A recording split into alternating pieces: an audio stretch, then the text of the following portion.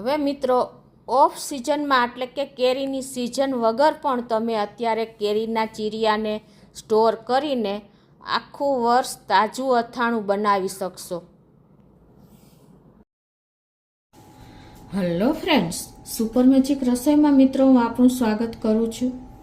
આજે હું તમારી સાથે એકદમ ઉપયોગી એવો વિડીયો લઈને આવી છું કે હવે તમારે ટેન્શન લેવાની કે ચિંતા કરવાની જરૂર નથી.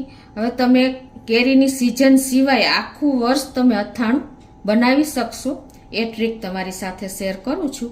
ગમે તો લાઈક કરજો, શેર કરજો અને નવા મિત્રો સબસ્ક્રાઈબ કરવાનું તો હવે બિલકુલ ના ભૂલતા.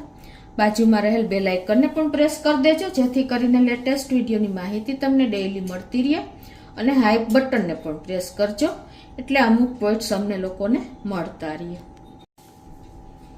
તો મિત્રો, આપણે અથાણાની સિઝન કહે છે ને કે જેની દાળ બગડી એનો દિવસ બગડ્યો, અથાણું બગડ્યું એનું વરસ બગડ્યું.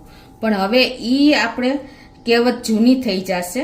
કેમ કે આજે હું તમારી સાથે એવી રીત શેર કરું છું કે આ રીતથી તમે આખું વર્ષ તાજું અથાણું ગમે ત્યારે તમારે બનાવવું હોય ને તો તમે બનાવી શકશો. ઓફ સિઝનમાં, કેરીની ઓફ સિઝન હોય ને તો પણ તમે અથાણું આખું વર્ષ બનાવીને તાજે તાજું ખાઈ શકશો.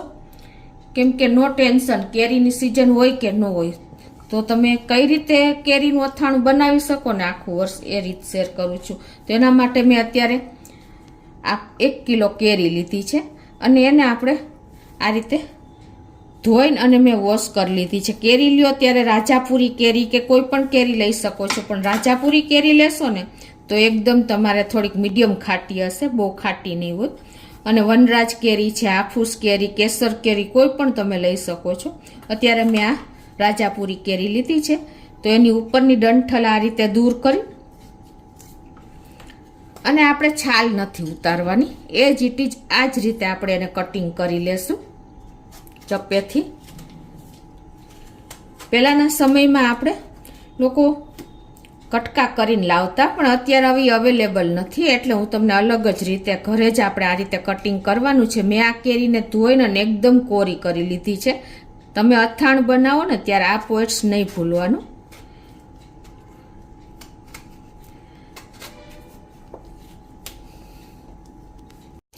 તો આ રીતે કેરીને આપણે છાલ સહિત જ કટ કરી લીધી છે. હવે એમાંથી તમારે મીડિયમ એવા ટુકડા કરી લેશું.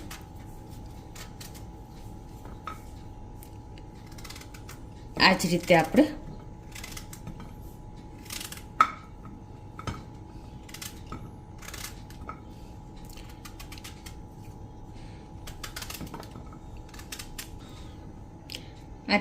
મોટા પીસમાં સમારી લીધી છે છાલ સહિત જ. હવે આપણે અત્યારે આ 1 કિલો કેરી છે ને તો એમાં 2 ચમચી આપણે મીઠું નાખી દેશું. અને ખાસ નોટ કરજો કે મીઠું પણ આપણે ફ્રોઝન કરીએ કે અથાણું બનાવીએ ત્યારે વ્હાઈટ મીઠું જ વાપરવાનું. તો આ રીતે આપણે 2 ચમચી મીઠું અત્યારે નાખી દઈએ છીએ. અને મીઠું પણ આપણે બેગનું નવું જ મીઠું લેવાનું. અને હળદર પણ આપણે નવી જ લેવાની, કેમ કે મસાલિયાની હળદરમાં ઘણી વખત મોઇસ્ચર હોય છે, તો અથાણાના બગડવાના ચાન્સીસ રહે છે. તો 1 ચમચી જેવી આપણે હળદર નાખી દેશું. અને આ બધું જ આપણે મિક્સ કરી લેશું.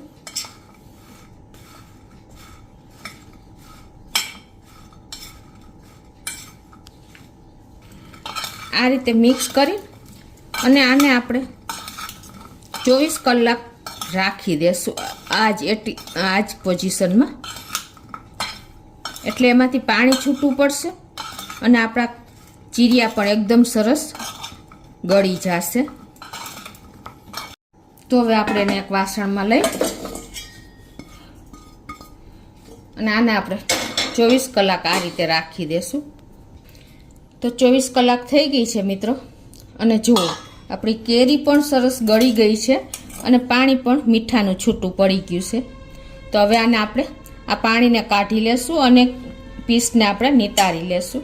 આ રીતે આપણે એને એક ગયણાથી પાણી બધું જ નિતારી લેશું. અને આને આપણે એકદમ નીતરી જાય ને ત્યાં સુધી ગયણામાં રાખશું.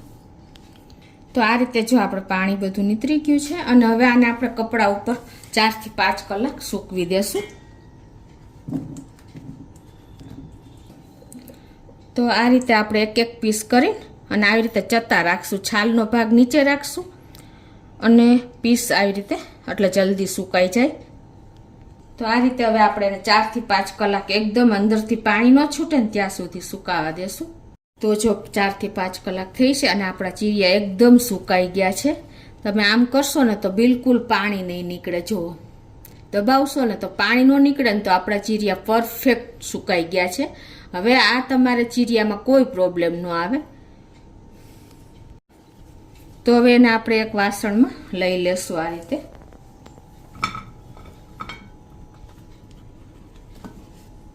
તો હવે મિત્રો જો આપણા આ કટકા પણ કેરીના સાવ સુકાઈ ગયા છે. તો હવે આપણે આને આખું વર્ષ સાચવવા માટે આટલી પ્રોસિજર કરવાની છે કે 24 કલાક તમારે મીઠા અને હળદરના પાણીમાં બોરવાના છે અને પછી તમારે એને 4 થી 5 કલાક સૂકવવાના. એટલે બિલકુલ પાણી એનું ન રહેવું જોઈએ, નહીતર તમારે ફ્રોઝન નહીં કરી શકો આ પીસને અને આખું વર્ષ એનો ઉપયોગ નહીં કરી શકો.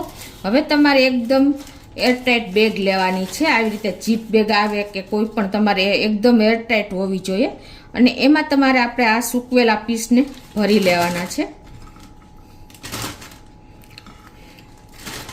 આટલી પ્રોસિજર કરશો અને પાણી બિલકુલ તમારા કેરીના પીસમાં રહેવું ન જોઈએ. આ રીતે જો આપણે જીપ બેગમાં એકદમ સૂકવેલા કેરીના કટકાને ભરી લીધા છે અને આપણે એને એકદમ લોક કરી દેવાની છે, અંદર હવા ન જાય એ રીતે. અને હવે મિત્રો તમારે આ કેરીના સૂકવેલા કટકાને તમારે ફ્રીજમાં નહીં ફ્રીઝરમાં રાખી દેવાના છે. એટલે શું થશે કે તમારા પીસ આખું વર્ષ આવા રહેશે અને ગમે ત્યારે તમારે આખા વર્ષમાં થોડે ટાઈમે 2 મહિને કે 3 મહિને તમારે અથાણું બનાવવું હશે ને તો આ પીસ તમે કાઢીને અને ઇન્સ્ટન્ટ તમે અથાણું બનાવી શકશો. તાજું અથાણું તમે આખું વર્ષ થોડું બનાવીને ઉપયોગમાં લઈ શકશો. મિત્રો હવે સમય ગયો કે તમે એક જ વખત આખા વર્ષનું અથાણું સિઝનમાં બનાવો ને, એ ટાઈમ તમારે હવે ગયો મિત્રો. હવે આ રીતે તમે આખું વર્ષ લાલ ચટાક તાજું અથાણું ખાઈ શકશો. તો આ એક અલગ જ મેં તમને રીત શેર કરી છે કે હવે ટેન્શન લેવાની જરૂર નથી. તમે આ કેરીના કટકાનો બીજી રીતે પણ ઉપયોગ કરી શકો છો, ખટાશ તરીકે આખું વર્ષ, અને અથાણું બનાવીને પણ તમે એનો ઉપયોગ કરી શકો છો. તો આપણે એને ફ્રીઝરમાં રાખી દઈએ. તો આ રીતે આપણે ફ્રીઝરમાં એને સેટ કરી દઈશું. તો મિત્રો આ રીતે તમે કેરીના કાચરાને ફ્રોઝન કરીને અને ઉપયોગ કરી શકો છો. તો ચોક્કસ મિત્રો તમને આ એક નવો જ આઈડિયા શેર કર્યો છે. ગમે તો લાઈક કરજો મિત્રો અને નવા મિત્રો સબસ્ક્રાઈબ કરવાનું તો બિલકુલ ન ભૂલતા અને બાજુમાં રહેલું બેલ આઇકનને પણ પ્રેસ કરજો જેથી કરીને લેટેસ્ટ વિડીયોની માહિતી તમને ડેઈલી મળતી રહે.